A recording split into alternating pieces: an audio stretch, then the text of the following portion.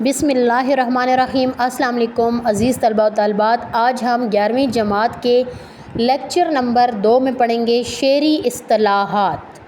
شعری اصطلاحات میں سب سے پہلے مطلع کے لغوی معنی طلوع ہونے کی جگہ کے ہیں۔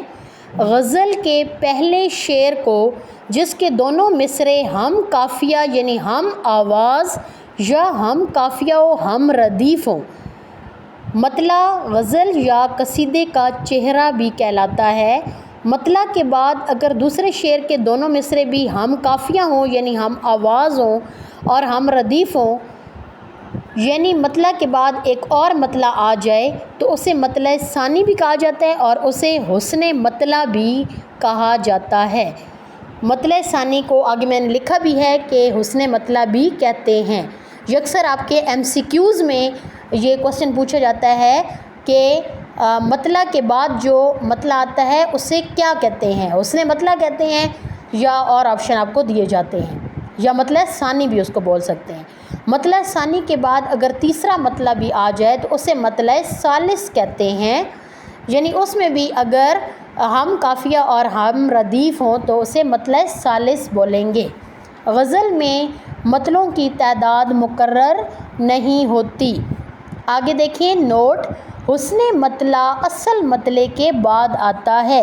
یہ بھی آپ کے MCQs میں کوسچن پوچھا جا سکتا ہے کہ حسن مطلع کس کے بعد آتا ہے، مطلع کے بعد، اصل مطلع کے بعد یا مقطع کے بعد؟ تو آپ نے اس کا صحیح جواب لکھنا ہے اصل مطلع کے بعد آتا ہے۔